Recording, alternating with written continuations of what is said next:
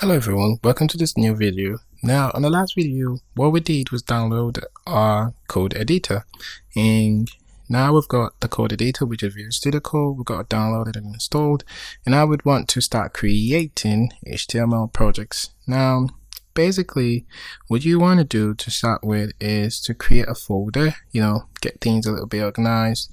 So what I'll do is I'll go to my desktop if I can. Okay, and I would create a folder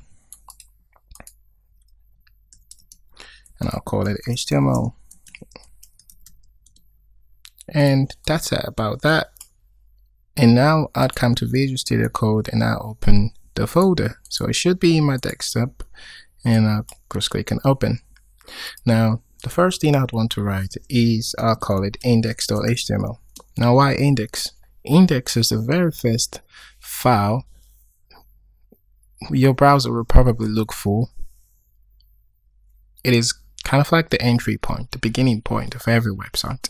Now subsequently you can actually change this, but for the sake of simplicity we would want to make our homepage called index.html. Now if you ask me why, I'll tell you it's been like that from the beginning. You can actually change this to home.html, but I don't want you surprised for the reason why I named this index.html. Now I'm going to do something real fancy real quick, which comes with VS Code, Visual Studio Code. I'm going to press the exclamation key, and I'm going to use what is called the element abbreviation. When I press the exclamation key, I'll press tab, and now this gives us the bare bones structure of our HTML document. So you see the thing where I say doc type HTML, the root element, this is the beginning, this is the basic file. If I save this and go over to my browser, and then I'm going to open this in my browser, for some weird reason I'm going to use Safari, you'd see that it's all blank.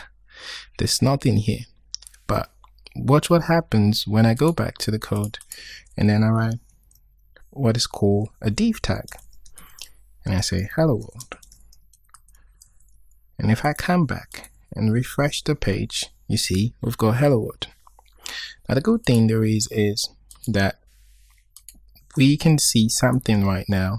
We can see this whole thingy right now. Now what happens if I go ahead and put an h1 tag?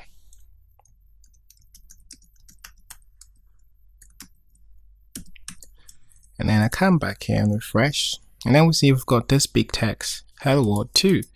Now I know this might seem strange for anyone who's beginning, but trust me, this is the basics, and it's as basic as it gets, and it's a concept for now, just to take it, that we've got what is called an h1 tag and a div tag. With time you would understand what they actually do, when you need them and when you don't need them. But just I want you to get excited that we're seeing this. It looks bold and big like you would have in Microsoft Word, right?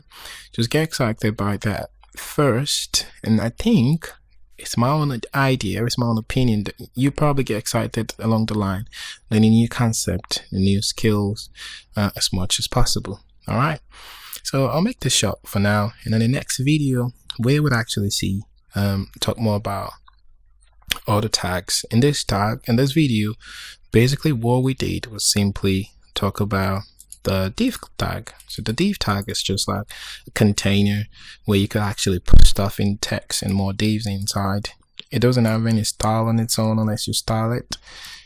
It's just as plain as it is. Say if I do this and I duplicate it again and say hello world as well, and then come here and refresh, you see it could actually it has the child parent or sibling thingy where we can have a parent div and then we can have lots more siblings in it. I could actually still do this and put as much siblings in them as much as possible, and then you notice that it doesn't style, it doesn't discriminate. I'm sorry to put it that way. It just put all of this in one div.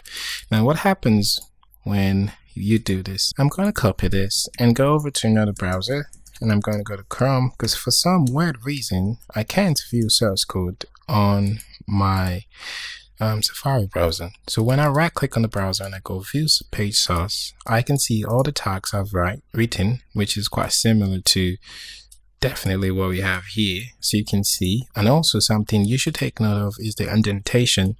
So for each sibling moving in from the parent, we've got more indentations going down deep, and it also almost looks similar in the source code. So this is what is called the browser source code. It's available on almost all web pages you could think about. If you go to google.com, right click view source, you would see all of this gibberish. This looks more like I would say this looks more like JavaScript, but in it you would find div, you know, and you'll find some other tags you'd probably come across more in the future. All right, that's that about this video. See you on the next video. Bye.